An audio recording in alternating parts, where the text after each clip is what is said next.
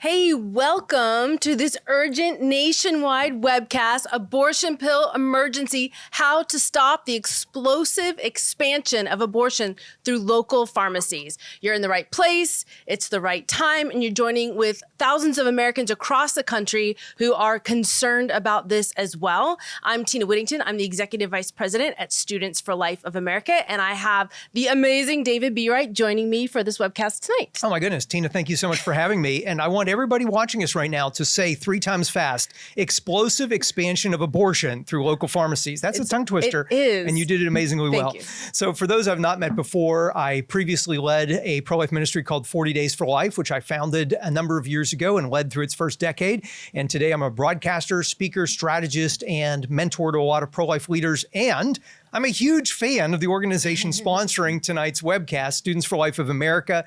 I, at one point, served on the board of directors of Students for Life and have been a friend of Kristan Hawkins and Tina and their whole team for a long time. And I'm so incredibly thankful for your team taking the lead on this critical issue at this important time. This really is a new frontline for the pro-life movement. So as we gather here together online and you're joining us and we have people joining us from all over the place, we're going to be covering a lot of important information. And you're going to learn some new things. You're going to discover some things that are going to really upset you. Yes. And they're going to challenge you. And also you're going to learn some things that are going to inspire you and help you to say, we can do more than we have been doing as a movement to make an even greater life-saving impact.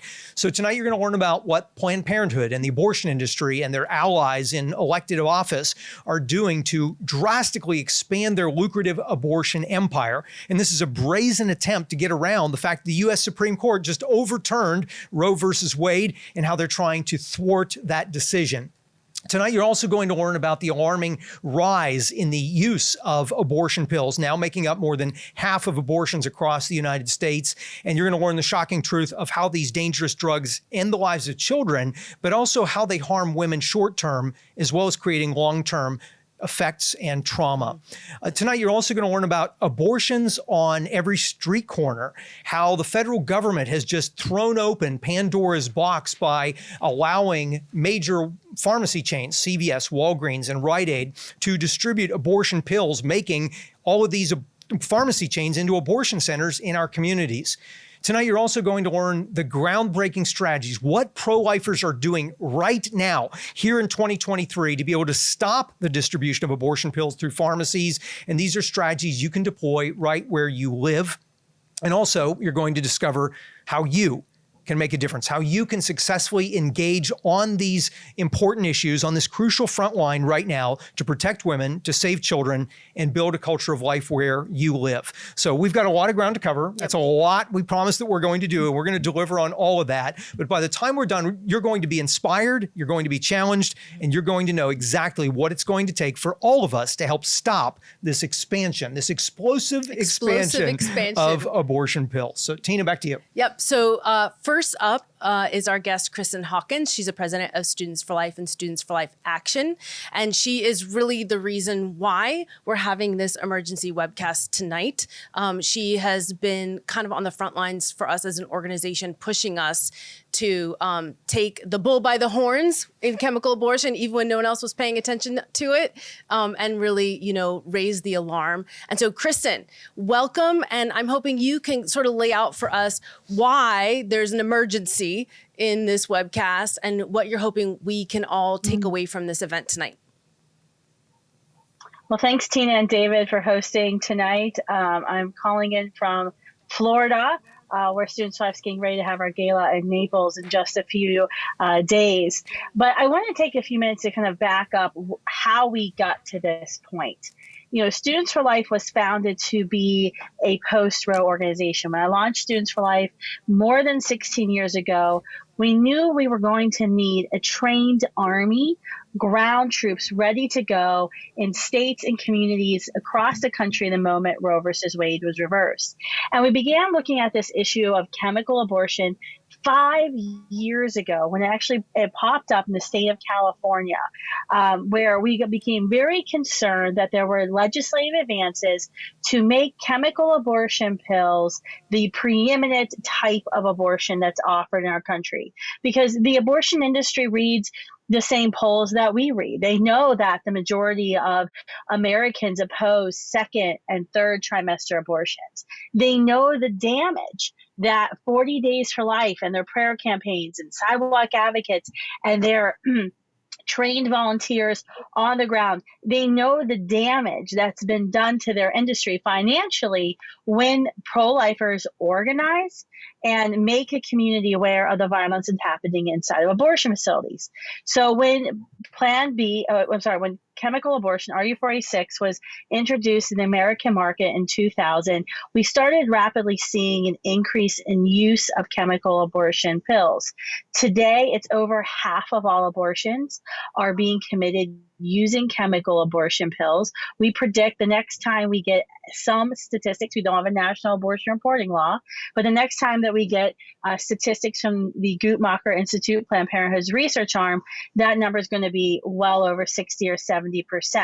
Their goal has been to make abortion in the first trimester, where they can gain support amongst Americans for their procedures, and to make them not in these dirty abortion facilities that are protested, but to turn every bathroom in America into an abortion facility, every dorm room into an abortion facility. So as I mentioned, we started engaging 5 years ago on this issue in the state of California when the law was introduced to insist that every state university dispense chemical abortion drugs on their campus, making every state university an abortion facility. We were able to see defeat of that bill in the first 2 years it came up, but the third time we lost. We lost when Governor Gavin Newsom was elected. It was one of actually his first actions as governor was to sign that bill into law, and it just took effect just a few weeks ago, turning every state campus in California into an abortion facility. Now you see Roe versus Wade's reversed. What did the abortion industry immediately do? They didn't waste a day. They didn't waste a breath. They already had their game plan ready to go for when Roe was reversed. And that game plan is the radical expansion, the explosive expansion of chemical abortion pills across our country. And sadly, President Biden and his administration, the weaponized FDA and DOJ, have been more than complicit in helping the abortion industry push these abortion pills everywhere. So that's what we saw just last month in January, where the FDA came out and said that local pharmacies, your Walgreens, your CVS, your Rite Aid, any local pharmacy can now apply to distribute these drugs right there, turning your local pharmacy into an abortion facility. When you go to get cough medicine or heartburn medication, the woman in front at the checkout counter could be moments away from ingesting the first pill to end the life of her child. Or the predator, the sex predator standing behind you, could be moments away from picking up a pill that he's going to feed to his next victim to cover up his crime. This is game changing when you look at abortion culture in our country. We saw this wonderful victory with Roe versus Wade being reversed. We all knew the work wasn't going to be done. David, we gathered on a webcast right after that and told that to everyone in the pro-life movement that there was so much more work to be done. But now, we had fewer than 600 abortion facilities before Roe versus Wade was reversed. Now we're going to have tens of thousands of abortion facilities across our country in the form of pharmacies. And when you look back at the history of Plan B, which is not intended to be abortifacient, which can be, it's a contraceptive drug, but that's very dangerous for women and can cause abortions. When we look at when Plan B was introduced on the market, when pharmacies were allowed to carry Plan B, and then when Plan B went on the shelves, it was about 5 years. It only took 5 years from these drugs can be sold at a pharmacy to now anyone can pick them up, regardless of their age, regardless of it's a sex predator, regardless of their past medical history. We have to stop the radical expansion of chemical abortions in our nation's pharmacy. If we do not, as a movement, stand up and say, no way are we going to tolerate chemical abortion pills in our pharmacies. If we do not do that, they will not stop until chemical abortion pills, RU46, drugs that are intentionally taken to end the beating heart of a tiny, innocent human being, they will not stop until those drugs are over the counter and abortion becomes normalized in our culture. When our nation gets used to the idea that they can go to a Rite Aid or a Walgreens and pick up an abortion.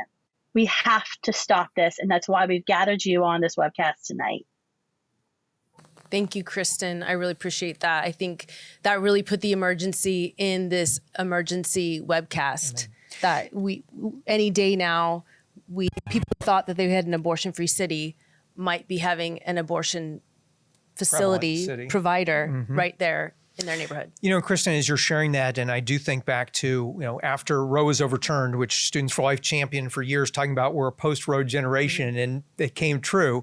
But now realizing the abortion industry is desperate. They're like wounded animals, that they're going to do anything they can to protect their livelihood. And as pro-lifers, we can't just always, the definition of insanity is doing the same thing over and over and over again, expecting different results. The game has changed. The landscape has shifted. I think about hockey great Wayne Gretzky, and he always talked about the key to winning a hockey game was you don't skate to where the puck is, you skate to where the puck is going. And as the pro-life movement, this is where the puck is going. This is where we have to engage. And Absolutely. Tina, Kristan, thank you for both being on the forefront and your whole team at Students for Life and so many others that are really driving change on this regard. Next up, let's hear from Dr. Ingrid Skop, and she's joining us from San Antonio, Texas. She is a senior fellow and director of medical affairs for Charlotte Lozier Institute. And Dr. Skop, what I would really love for you to share is how do these chemical abortion pills actually work? What is their mechanism of action and what harm do they cause to women, specifically once you break down this doctor-patient relationship? And now it's going to be as easy as getting a script and going to your local pharmacy. So what do the pills do and what is the harm they provide, Dr. Skop? Thank you, David. So the chemical abortion pill regimen that's approved by the FDA is 2 drugs. Mifepristone blocks the hormone progesterone. It cuts off the hormonal support, starves the embryo or fetus, disrupts the implantation, and causes the child to die. It's followed generally in 24 to 48 hours by misoprostol, which induces uterine contractions to expel the tissue in the uterus. Now, it works about 99% of the time to kill the baby. But it's not over for many women because it does not always express all of the tissue. We've seen that the abortion industry tells us that this is safer than Tylenol or penicillin, but it's important to know that everything about abortion reporting in our country is voluntary. We don't know the numbers. We don't know the complications. We don't know the deaths that have been associated with it. And the abortion industry publishes their own studies. They tell us about the complications that they know about. But what happens is they tell these women it's so safe that the women are surprised when they have a complication. They don't go back to the abortion provider. They present to an emergency room. They're distressed. They're in crisis, and they're cared for by other doctors. I'm a board-certified OBGYN in Texas. And I've seen many, many women like this, and I'm still seeing them because, as Kristan pointed out, they're flooding the states where abortion is now illegal. If we look at better quality studies, what we see is that about 3.5% to 8% of the time, these women have a failed abortion. They don't get rid of all the tissue. They need a surgery to complete the abortion. We know that the complications are about 4 times as frequent with a chemical abortion compared to a surgical abortion. So they're much more dangerous for women. And of course, these women are alone. They're self-managing their own abortion in their dorm room or in their bathroom. When the child passes, an 8-week fetus is about the size and shape of a gummy bear. He's distinctly human. And these young women are seeing this in their toilet, and we don't know what the emotional ramifications of that are going to be. Now, unfortunately, the Biden administration, using the COVID pandemic as an excuse, removed all the in-person supervision, as we've discussed. So this means that women can order these online. They can have it delivered through the mail from international distributors without ever seeing a doctor. If a woman underestimates her gestational age and there's more tissue, she's further along. For example, in the second trimester, international studies tell us that 4 out of 10 women will need surgery. So they're more likely to have complications requiring surgery if nobody has confirmed how far along they are. These pills do not work on an ectopic pregnancy that's implanted in a fallopian tube. So while a woman thinks that she's treating her undesired pregnancy, what could be happening is the pregnancy could be enlarging, it can rupture the tube, and women have died undergoing chemical abortions when an ectopic was not recognized. Typically, traditionally, we tested blood type, and a woman who was Rh negative would receive a shot called RhoGAM to prevent future pregnancy complications. This is not going to happen because, again, it's unsupervised. So down the road, a few years, we may see women losing desired pregnancies because of these complications that were totally preventable under medical supervision. And of course, as was mentioned already, incestuous abusers, coercive boyfriends, sex traffickers all have access to these pills. So we're going to see so many unwanted, undesired abortions. It's terribly tragic. And these women, as an end result, again, they don't go back to the abortionist. They present to our emergency rooms, and they're overwhelming our emergency systems already. Because, again, about 1 in 20 women who has a chemical abortion fails and needs surgery. Dr. Skop, I thank you. It's hard to say thank you because the things you're sharing are shocking and just so hard to wrap our brains around. You know, to think about what a crisis this has already been. Mm-hmm. Abortion, surgical, now abortion pills, and now for it to be at our local pharmacy. Tina and I both live in the area of Fredericksburg, Virginia, where Students for Life's headquarters is. Right around the corner from my house is a CVS pharmacy. For years, the closest surgical abortion center was 45 minutes from my house, and I would go and pray and help with sidewalk counseling and those efforts. But now it's about to rear its head right in my backyard. And those emergency rooms are going to be flooded by these kinds of consequences. So Dr. Skop, thank you for helping us to understand the urgency of this crisis.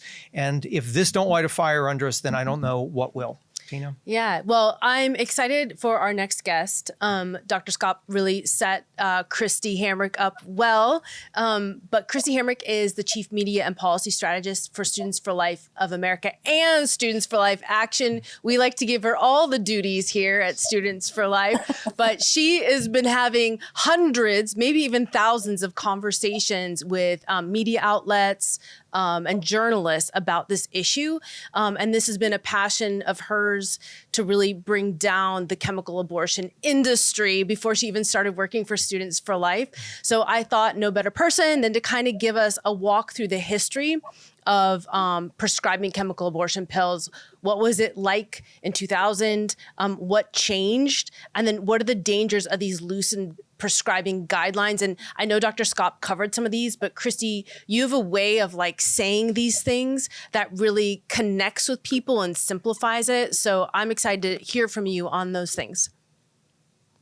Yeah, thank you so much. When Students for Life of America and Students for Life Action brought me on the team, I told them I was obsessed with the lack of national abortion reporting because it's just lies are us on that side. Everything we know about abortion comes from the people who are committing abortions, and they're telling us there's nothing to see here, don't ask, don't tell. So that's obviously ludicrous. We don't let health inspectors run wild through restaurants. We expect them to make sure that it's actually happening, that you're getting safe food, safe water, safe, medical care. We check these things, except when it comes to abortion. And I told them I cared about chemical abortion pills, and they know how much. 30 years ago, I remember protesting when Bill Clinton was trying to bring chemical abortion pills onto the U.S. market. I know that seems like a long time, maybe for a lot of people on this call, but those little pills are a cancer that have metastasized throughout our society now. When they brought those pills into the U.S., they didn't tell us a lot about them. They didn't tell us the fact that literally people who created drugs for the Nazis created these drugs. They didn't tell us that they were designed to kill on a mass scale. And they didn't tell us that the health and safety of women was irrelevant. Bill Clinton brokered a secret deal in the Washington, D.C. area to bring these pills online. And I remember a congressional hearing a couple years after chemical abortion pills had been allowed on the U.S. market, and women were already dying. And what the acting head of the FDA at that time said in a hearing that, yes, we know women are dying, but not more than we expected. But nobody has to die from a chemical abortion pill. What we need to understand is that these pills are a means of abortion so egregious that the Biden administration, the Clinton administration, and the Obama administration were willing to allow women to be sterilized, injured, even killed in the name of abortion, willing to expose women now to abusers and the environment, as it turns out, although we're going to get to that later. The pills have been politicized really from second one. And how do we know this? There was recent evidence of this during COVID, in that on the day that the FDA pulled a vaccine for one of the COVID vaccines, the Johnson & Johnson vaccine, saying that one woman had died, they reduced the health and safety instructions for chemical abortion pills, even though now 28 women have died, that they admit to. And it's important to note they don't even have to report that. These are 28 women who died in such a way that it was so obvious they couldn't hide it. So they did agree that, yes, we'll admit to 28. But there's clearly more. If you look at a 500% increase in trips to the ER with complications from chemical abortion, according to Charlotte Lozier, and they do excellent work. What else has happened in regards to politics with chemical abortion? We don't care about the health and safety of women. We reduce health and safety standards, even though we know that people are dying left and right. We also have seen the politicization of how it is handled out. The Biden administration has literally, through the Department of Justice, told people that it is okay to mail chemical abortion pills into states where there are laws that prohibit it. Think about this, though. If you went online to send a gift basket to someone with a bottle of wine in it, you can't mail that to every state. Some states say no. There are drugs that, in fact, euthanasia, available in places like Washington state. You can't mail them to every state in the union. Same with marijuana. Places like Colorado and others have marijuana laws that are very lax, but you can't mail that into other people's states. The Department of Justice that's supposed to do our law, supposed to create the structure for which we can all work together, said that it's okay to break the laws of states that say that you can't commit abortions by pills in our vicinity and in our jurisdiction. And that's extraordinary. We've seen 22 attorneys general prepare to stand up to it. And the gift of the Biden administration's activism keeps going. We've got the Veterans Administration saying you can have 3 weeks off as a soldier to kill a baby. We can't pay for the abortion, but we'll give you 3 weeks off and travel money. Not 3 weeks off for a family vacation, not 3 weeks off because there's an illness in the family, but 3 weeks off to kill a child. And that's extraordinary. We have just seen an overreach of policy left and right. We recently saw discussion of a public health emergency declared in the name of the Biden administration. And in fact, the Biden administration has even talked about turning over those declarations to the World Health Organization, Abortion R Us International. So we really see that when it comes to abortion, they don't care who dies as long as the baby dies. The woman can die, the abuser can be empowered, the liability for these abortionists is waived. They can outsource all their risk and only reap the reward of finances, and it's women who are left on the line. It's an extraordinary situation. It's a lawless situation. But I want to remind people of one thing.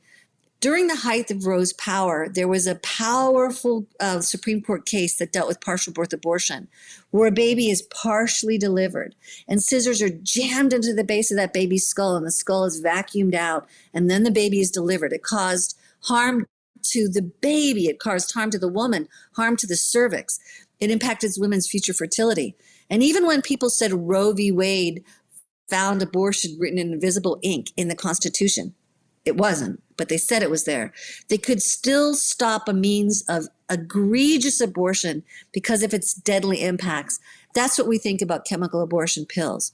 Even if you support abortion, that is not an argument in favor of a means of abortion that exposes women to injury, infertility, death, and abusers.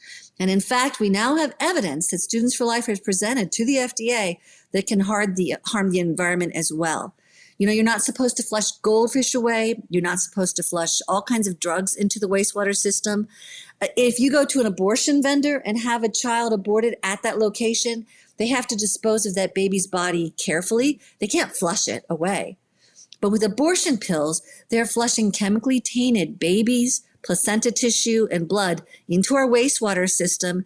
And those same chemicals that cause that abortion can impact aquatic life, animal life, and our environment. And what does that mean for you and me? Safe water, safe food. It's really astounding the risks that we're willing to take with people's lives when it comes to abortion. So I know that's a lot of information, but these are deadly, deadly, deadly drugs. And the Biden administration is doing everything they can to make it easier and easier to kill anything that comes in contact with these drugs. Thank you, Kristi. I really appreciate that perspective. And you gave us such great words to use when we're talking about this with other people. So I really appreciate that. Yeah. You know, next up, we're going to hear from somebody for whom this is not just abstract or theoretical. It's not just political. It's not just a news item. This is somebody who has personal experience with the matters we're talking about. Her name is Toni McFadden. And Toni is going to share with us why she personally chose the abortion pill as an option at the time she thought was going to help her in a situation. And then she's going to share what her real life experience was like and help to illustrate for all of us why it is so important that we stop the distribution of deadly chemical abortion pills. Toni. Thank you so much for Students for Life for having me. I am so thankful to be able to share the experience, even though it's an experience I highly regret. The experience for me, I was a senior in high school. I had a boyfriend that was off and on. And of course, being a teenager who's about to graduate high school in 5 short months, you find out you're pregnant, there's a lot of fear involved. And I didn't want to tell my parents about it. I was too scared to tell them. And so that is the perfect scenario for the abortion industry. They want to swoop right in and help the girl who's really uneducated. So my boyfriend and my best friend were the only voices that I heard. And they both said, you can't keep this baby. And of course, that was my natural inclination to say, I can't, I'm graduating. I can't have my parents find out. And I walk into this abortion clinic and I say death camp, but I walk into this place and even though I knew this was a baby growing inside of me, I was in denial and I thought this would be a quick fix. And I wanted to get this done as soon as possible because I knew I would have regret the longer I was pregnant. I remember they called my name and they gave me an ultrasound. And I noticed as I laid on the table that the screen was faced against the wall. And I asked the nurse if I could see the screen. And I visibly saw her demeanor change and she was agitated with me. And she said, I really don't think you should see that. And I said, well, I just wanted to see. And so she neglectedly, she was annoyed, but she turned it around. And before I could say a word, before I could ask any questions, she said, see, it's nothing. It's just the size of a pea. I was 7 weeks along. At this time in my life, I knew nothing about fetal development. I didn't know that my baby already had a heartbeat.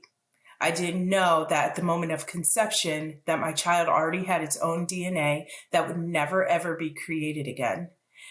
I didn't know at that point. And the abortionist gave me the RU486 pill, also known as a chemical abortion pill, because I was 7 weeks along.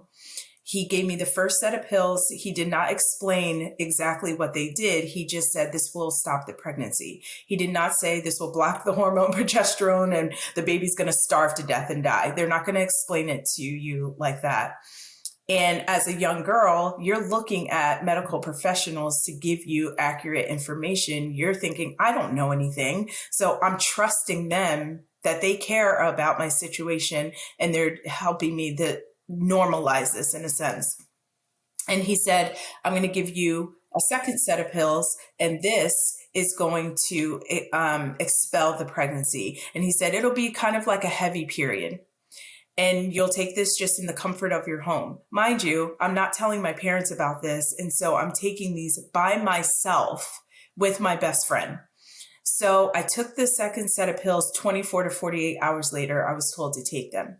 I took them. Nothing really happened. I took the second set because they give you 2 sets. Now I know it's because sometimes the first set doesn't work.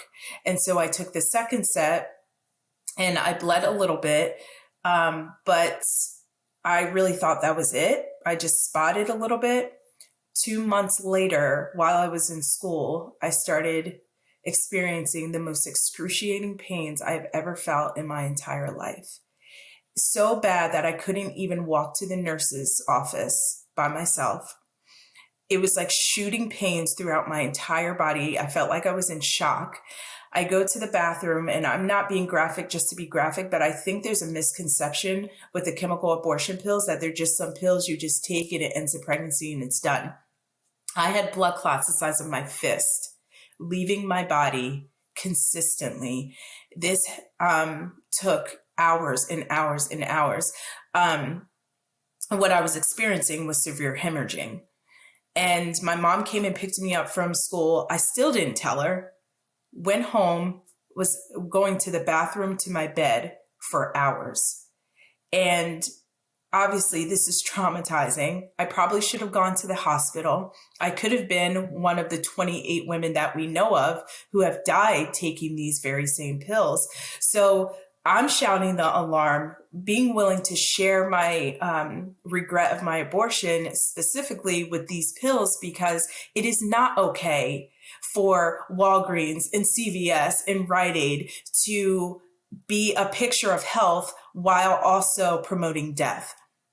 If these girls aren't even getting ultrasounds or being checked, but yet taking these pills, that is so detrimental to them. I had an ultrasound and I still had complications. I still had severe hemorrhaging. And so this is why I think this is so important that we're having this conversation tonight, because I'm just one story, but there are many women I'm sure that have gone through the same thing that I have gone through.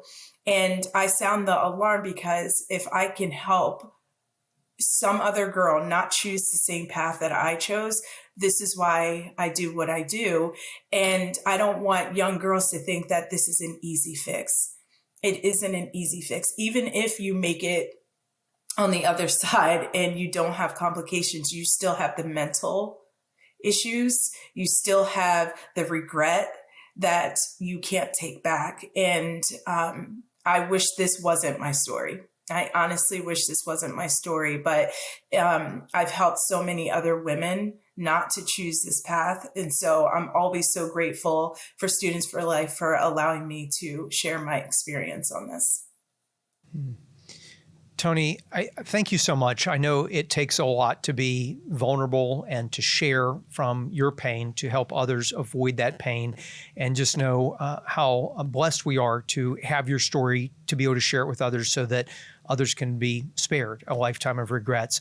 A quick note for everyone watching: if you say, I really want to know more about Toni and I'd like to see her story in more detail, she does a riveting testimony and actually delivered that at the Students for Life National Pro-Life Summit in Washington, D.C. And so you can go to the Students for Life YouTube page and look for the playlist of National Pro-Life Summit, and you can find Toni sharing her full testimony. And then also go to your favorite bookseller and you can pick up her book. It's called Redeemed: My Journey After Abortion. And that's a book that is filled with tremendous hope in light of what she's been through, of the hope and healing she found after that experience. Yeah. So Tina, it's time to do something. It's time to get into action. Yes, so what do we need to do? If you're not ready to do something now, by the end of this, I think you will be. That's so right. We have a website where we would like you to go to. I know there's a special way to go because we don't want you to leave this Facebook webcast. Yeah.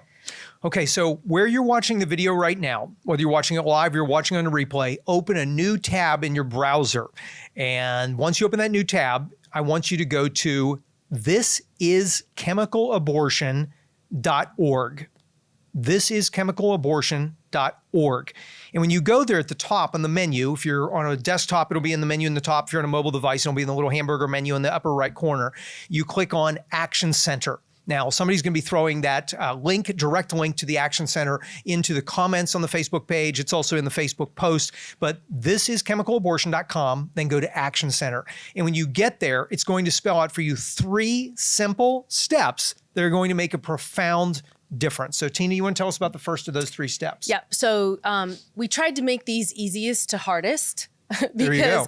We're going to build our muscles. We're going to build our muscles, and we're going to get you in at one entry point, and hopefully we can get you all the way across all 3 things by the end of this webcast. But the first one is to send a message to the CEOs of Walgreens, Rite Aid, and CVS. If you fill this out, it sends a direct message to those CEOs to let them know that you do not support filling the prescriptions for chemical abortion pills at those pharmacies. They need to know they're a corporation, so they're a little bit money driven. Okay. So if we can let them know we don't support this and that we're willing to move our prescriptions to other places, we don't need to buy our soda and popcorn and Snicker bars there. We can go somewhere else. Right. And so that's the first step. The second step is a toolkit. And so we know Students for Life does a lot of toolkits. And they're amazing. It puts everything into one place and you can just take it and put it into action. I love these toolkits. Yes. So we try to break it down. Again, there's one that's more community facing and then there's one that's more campus facing. You know, we do a lot with students, obviously, Students for Life, but we know we also have a lot of amazing adult supporters who want to do something in their communities. So there are 2 options there. You get, whether it's campus or community, you get an amazing kind of like guide that will take you through all the things you can do to educate yourself, educate others, provide resources about abortion pill reversal and getting people into the hands of pregnancy centers instead of abortion facilities. So a lot of stuff to do there, resources you can print, activities and events that you can organize. So I'm really excited about that. And then the third thing you can do, this is the hardest. So I hope you've got really big muscles by the time you've done the first step, downloaded the toolkit, and been overwhelmed by all the links and documents and things in there. But then we would like you to join a pharmacy protest near you on Saturday, March 4th. So some are already being organized. Some are waiting on you to organize it. So we are hoping that if you go and you click that number 3, you'll see where a pharmacy protest is already being organized on March 4th. And if you don't see your city, your state, we're asking you to go ahead and organize a protest. There is something about when we are a physical presence, just like at the abortion facilities, when we are a physical presence at the pharmacies, it really shows that it's not just an email we're sending to the CEO, but we actually really mean it. And we can be a witness also to our community to let them know that this is happening. Most Americans don't even know that pharmacies are becoming abortion facilities, and we don't want to see that happen. So 1, 2, 3, pretty easy-ish. Yeah. Well, and just to recap this, just like go to thisischemicalabortion.org, click the Action Center. Step 1, you fill out a simple little form. Yep. It's super easy. You hit send, and it automatically sends your email to the 3 CEOs of Walgreens, CVS, and Rite Aid. Boom, that easy. Number 2, you choose your kit. Are you on a campus? Get the campus kit. Are you in a community? Get the community kit. Download it. That kit has all the tools you need to get started and in motion. And then number 3, on March the 4th, come out to a pharmacy demonstration, and your presence makes a difference. Here's the thing that I've seen from all of my decades in the pro-life movement. Abortion is controversial. And when light shines through the darkness, the cockroaches will scatter. And in this case, when you look at the pharmacy companies, they don't want controversy. Yeah. They want to dispense medicines. They want to sell lotions. They want to sell cough syrup. when they see there's too much controversy, they'll say, this is not worth it. And they will send the abortion industry packing. The cockroaches will scatter back to their abortion facilities. So these are the things that we can all do, but do it tonight. Take action tonight, and you can make a profound difference. Yeah, I'll say we already did one of these protests at the Walgreens, the national headquarters outside Chicago. And they were so terrified of us revealing the truth of what was going on that they told all of their employees not to show up for work that day. Wow. So they're taking it very seriously. And so we just need to keep the pressure on and keep putting this in front of them so that they don't think we've gone silent on this issue. That's right. So I wanted to go ahead and bring in our next guest. We're taking a risk here. So we've been having a little bit of technical difficulties bringing in one of our former students, Lili North. So she's Students for Life California alumni, and she was also our 2021-2022 student spokesperson. So we've been able to do a lot with her. So we are going to bring her on. And Lili, I hope you're there. Can we hear you? Oh, please. Hey, everybody. Can you hear me? Yes, Yay! we can. That's so amazing. We Oh my were having so many issues earlier. Well, you have seen chemical abortion pills affect campuses in California in a very unique way. And I just want you to kind of tell us, what does this tell us about the risks of this emergency, if this emergency continues to spread across the country on other campuses? Yeah, and thank you for having me. So, like she said, I'm a recent grad from San Diego State. I'm Lili North. I've been involved for about 5 years with fighting against abortion on college campuses. And it's really been incredible to see the work that students have been able to do over the last several years. So I'm here to talk to you all tonight about what students have been doing specifically to combat chemical abortion on our campuses, the crisis we're facing now that SB 24 has gone into effect in California, now that California public campuses are required to provide abortion pills for students on campus, and some thoughts on how we can move forward in fighting this crisis. So I want to go through past, present, and future. So in the past, the things that we've been doing to combat chemical abortion on our campuses has a lot of different sides to it, but I think that the number one thing has been education. Education has been absolutely crucial. Getting out on campus, like Students for Life always has us do with our displays or just with organic conversations. Anything we can do, topic cards to get out there, start conversations about abortion, specifically about chemical abortion. Talking to students about the reality of this drug and not only the fact that it kills millions of preborn children, but the risks that it can pose to students, mental and physical. We want to get out there and have real conversations, educate our peers. And it really starts with educating ourselves. So if we're really serious about being anti-abortion activists on campus, the most important thing is to kind of know our stuff, because I've kind of been in situations before where a student will come to me who doesn't like what I'm saying about abortion, and they'll say, well, what's your major? And I always have to say, well, I'm an English major. And they'll be like, well, you're not a bio major. You're not a medical professional, so you can't talk about this. But the reality is we have medical professionals who are willing to speak the truth on chemical abortion.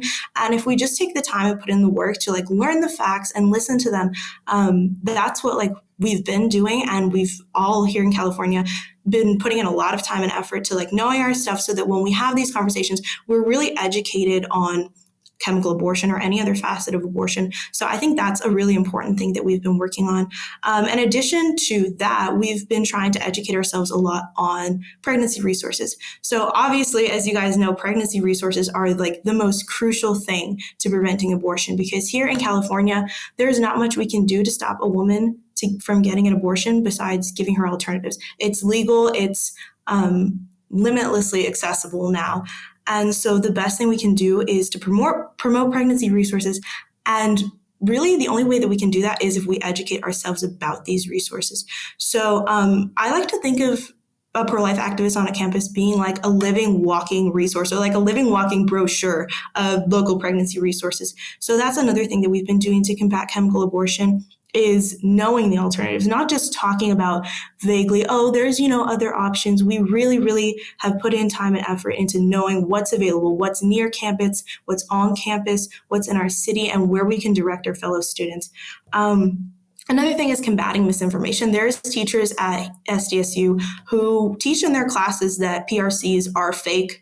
they're just fake clinics that prey on women. And so we take every opportunity that we can to speak out against this. One of my favorite things to do is in communication classes, I would give speeches on this, or give speeches on Title IX, or give speeches on how PRCs are very legitimate and very helpful.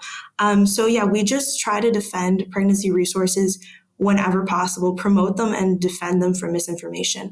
And so moving into the present, what we can do now to combat the crisis. So as you guys know, with SB 24, California state law now requires public universities to distribute the abortion pill. A lot of them are already doing it. Some of them are still in the process. I know San Diego State they're still discussing it. And one thing that we can do to combat the crisis right now is just to be on top of what's happening at your own university. So the crisis that we're facing right now is that we already have an abortion-minded culture on our California campuses.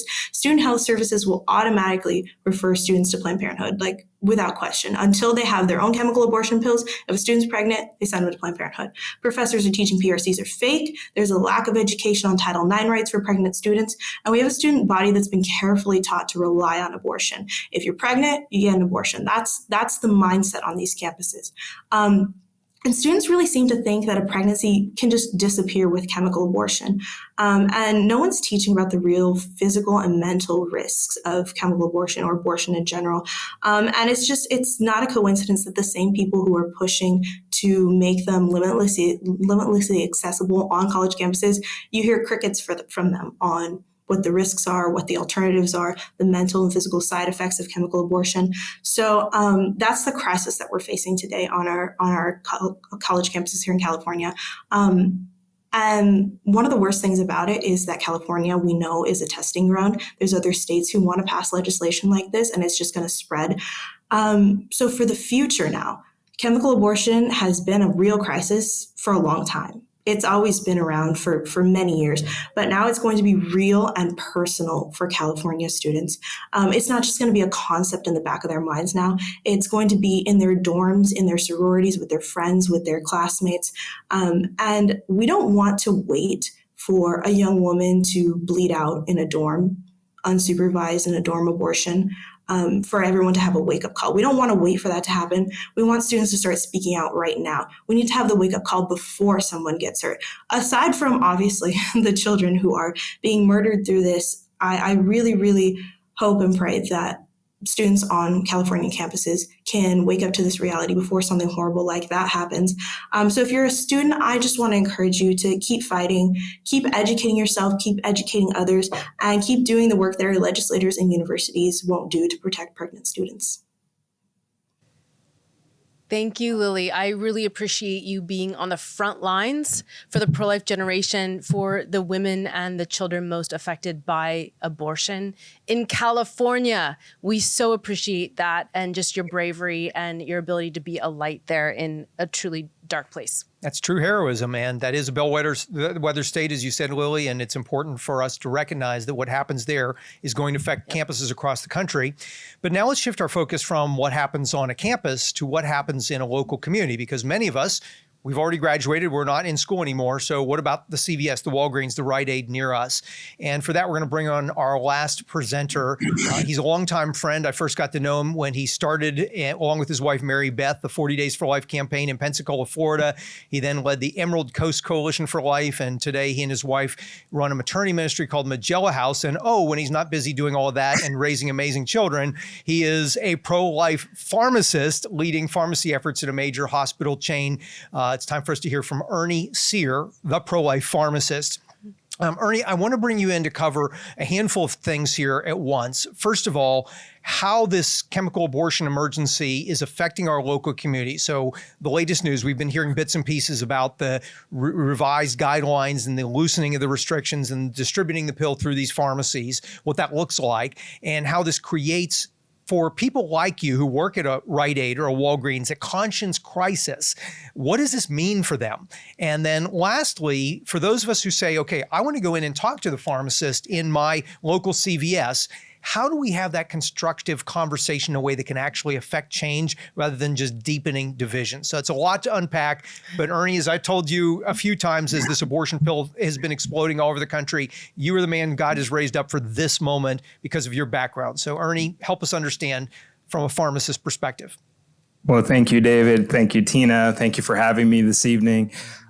We are truly facing an unprecedented crisis in our nation, and the abortion pill is front and center.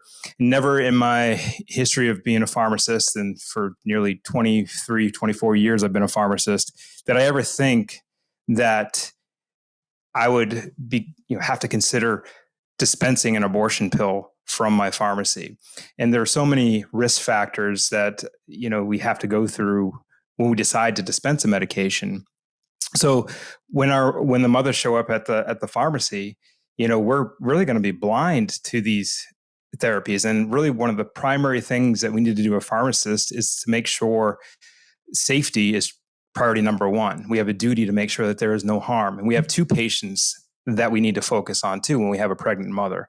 If you think about it, there could be one patient just ahead of, this other patient that's going to receive a therapy that could be harmful to the mother and child, such as maybe a blood thinner, and it could be harmful to the child. And that medication I would have to call the physician on, right?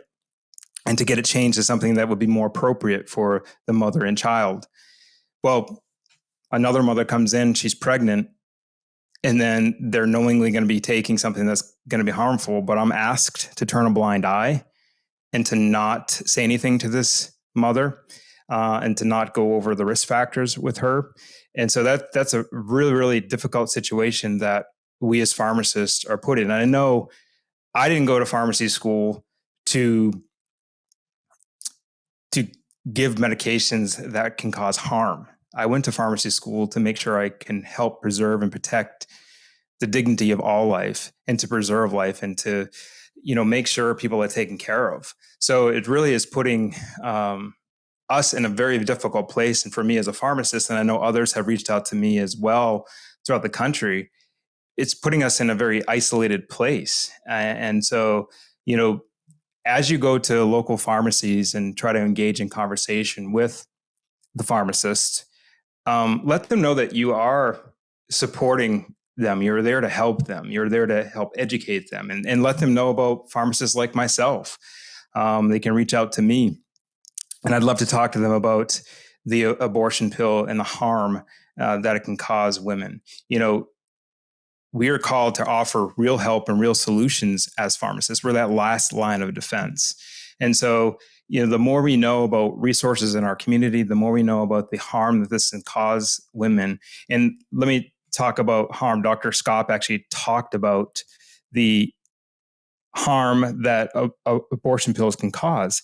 But just think about the other side. They say that in their studies, 97 to 99% efficacy occurs when the abortion pill is used. And so what does that mean?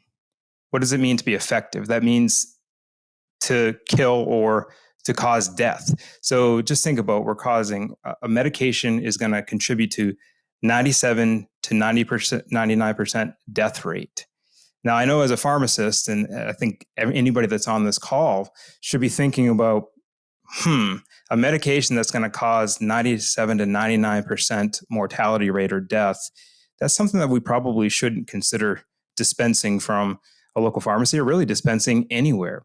So, it's very, very challenging. It's a very challenging time to be a pharmacist, but I think the more we can educate ourselves, the more we can really think about providing resources to the mothers and reaching out to them in conversation, just like we have on the sidewalk. I know I have had conversations with mothers on the sidewalk.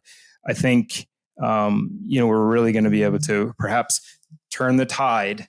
And, one thing that is lacking in states is conscience rights for pharmacists. So Students for Life and other groups can help promote conscience protection for pharmacists.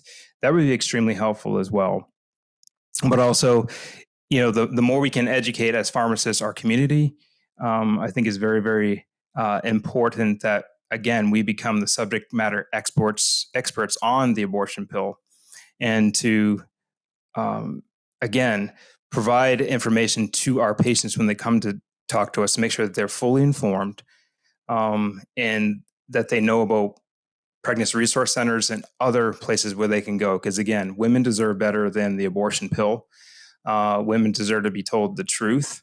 As a pharmacist, I would be blindly dispensing to most of these patients because, one, I wouldn't know if I would have accurate information about the patients, how far along they are in their pregnancy. I may not know whether they had any assessment done in terms of tubal pregnancies. And again, without that information, would be blindly dispensing a therapy to a patient. And that I cannot do. And I hope most pharmacists that receive these prescriptions would state, I can't do that either. Here's a better way. So, I think it's extremely important that, again, we look at the evidence that's out there and look at the harm that this is causing. Again, 99% of patients who receive the abortion pill, the child will die and harm to the mother. How can we as pharmacists let this happen? And I think we need to really consider the evidence behind this and the reasons behind it. And as a group, come together and say, no, we don't want to do this. We're smart enough to tell our corporate leaders that this is not correct. This is not the best care for our patients. Ernie, thank you so very much. When you were saying the 99% death rate, Yes. What had me thinking about immediately, I travel a lot on airplanes. In fact, I'll be heading down to Naples, Florida here next week for the Students for Life Gala. And I understand, I actually checked with Tina, and there's a few seats left. So if you want to come have an amazing time in sunny, beautiful Naples, Florida on March the 4th, the same day the protests are going on at a Naples pharmacy and all over the country, come join us. But if I was getting on that airplane to go to Naples, Florida, to Southwest Florida RSW Airport, and I was getting on, they said, 99% of the people who get on our airplanes don't make it alive to the destination. I would never, ever go on that airline. And in the same way, businesses that are supposed to be about promoting health, if they're dispensing something that 99% of the people who take it, it's going to cause death, we should say, absolutely, draw a line in the sand. This is too much. And Ernie, I think about, for years, I've heard it said in the news that the most trusted profession in the United States of America is pharmacy. More than physicians, more than anything else, the most trusted profession. And now pharmacists are being put into this awful situation of having to compromise their conscience and do something that violates the very tenets of the medical profession that they got into. One last note I just want to mention here. Ernie said this, and you may have been like, oh, yeah, right. He said, if you've got questions or if you have want to learn more about this or have somebody share about this, reach out to me. And he's not kidding. Ernie is my go-to guy. When I have questions about abortion pills, I call him up. And I asked Ernie before we got on this webcast, I said, is it okay if I give out your email address? Because you keep telling people reach out to me. And he said, okay. So you may regret this, Ernie, but if you want to have an expert guide you through questions about the abortion pill, or maybe speak to your group, whether virtually or in person, I'd recommend you reach out to Ernie at prolifepharmacist.com. That's ERNIE at prolifepharmacist, PHARMACIST.com. Don't try to spell that out loud. Ernie at prolifepharmacist.com, and Ernie will be happy to help answer your questions. So, Ernie, thank you so much. Tina, this really brings us to the final call to action. Let's really kind of not only recap, but also share a little more about what people can do and what resources Students for Life has available for them. Sure. So first, I hope you went to the Action Center on thisischemicalabortion.com and started at least the first step, which was emailing the CEOs of the pharmacies and letting them know that you oppose the filling of prescriptions for chemical abortion pills. That was the easy one. The next thing was download the toolkit. So I hope you got the toolkit. It comes with all kinds of materials, whether it's for campus or for community. You've got graphics for Facebook and Instagram. You have all the information. We have an amazing docuseries that we did with Charlotte Pence Bond that is housed here on thisischemicalabortion.com. It's a guide on how to host a screening of that so that you can educate yourself, but also invite invite your church group or your 40 Days for Life group over to really dig in and figure out what is this, what's going on, so that you can know more to tell others. But to Ernie's point, we have heard from you guys. People have been emailing us and messaging us. How do I have a conversation with my pharmacist? And so when you download these kits, in the kit is a letter that was written actually by a pharmacist. We actually have a pharmacist that works here at Students for Life. And so she helped us write a letter to communicate to pharmacists what's going on. And in that letter, we also have a link to Alliance Defending Freedom's website where you can do an intake. If you are a pharmacist who feels like, I think I'm going to get fired, or you're going through a disciplinary process because you are speaking out against this, ADF might be able to help you with your conscience rights or your protections in the workplace for that. So we have that in there. And then we also, because it's not just pharmacists, but maybe you want to talk to the people that work at the pharmacy. This is a drop card. It's in there as part of the download, but it says, warning, you now work for an abortion vendor. And it gives information about the fact that chemical abortion pills are being prescribed there. And it lists like what the risks are to women and what the risks are to the baby in the womb with those pills. We have it in the kit, but also we have it on our SFLA shop. So you can also go to the shop and order them. If you feel very passionate, you want to like talk to people and pass these out and make sure people know that this pharmacy is now also an abortion facility. Then the third step. The third and final step is March the 4th. If you're not going to Naples, Florida for the Students for Life Gala, or even if you are, you can still join us at the pharmacy protest. That's there. right. Join a pharmacy protest that will be happening all over the country. If there's one near you, you can click the link to sign up for one at item 3 on the Action Center. This is chemicalabortion.com, Action Center.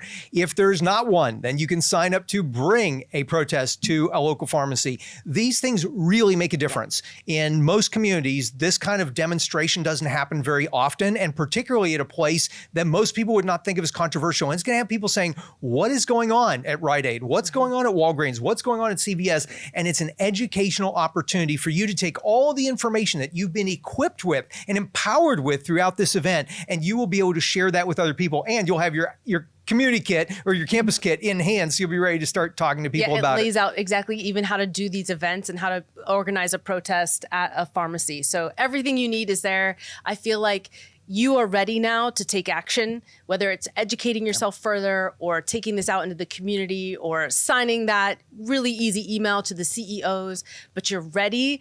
Download the kit and figure out, where do I need to start first in my community, and do it tonight. There's no time like right now to get started and get these materials and start reading through them and getting ready to take action tomorrow. Tomorrow, absolutely. And speaking of tomorrow and speaking of tonight, we are here for those of us who are people of faith. And I know Students for Life is not a faith-based organization, but we're here on Fat Tuesday, right? Mardi Gras. And tomorrow is, in many faith traditions, Ash Wednesday and the beginning of the Lenten season, a season leading up to Easter, when we mark the death, the resurrection of our Savior Jesus Christ. And during the Lenten season, many people of faith do 3 things with more focus and intent than normal. They pray more fervently. They also participate in fasting, giving up something so that can draw them closer to the Lord. And they also participate in almsgiving, doing things to help others in need. You have a vehicle during this Lenten season to actually practice this. So if you're a person of faith, please pray fervently. If you feel led during this Lenten season to fast, give up a type of food or give up one meal a day or give up a certain type of drink or whatever it is, fast. And then for the almsgiving, do something that can help. Help a pharmacist whose conscience is being violated. Help somebody who's working at a pharmacy and didn't know what's about to happen. Help somebody who's at risk, like Toni was, of falling prey to the lies of a chemical abortion. You can do something, and even help groups like Students for Life. Make a financial donation. Do what you can. That almsgiving can make a huge difference. So my encouragement as we make this transition into a different season is for each of us to have a new resolve, a new commitment to take what we did tonight and put it into action. And Tina, I'll let you close us out with the last word. The last word is go tonight. This is chemicalabortion.com. Find out all the things you need to know to understand what's going on with chemical abortion, to have the conversations with your friends, your churches. Download this kit. There's lots of great resources to help you spread that information far and wide and start taking action tonight.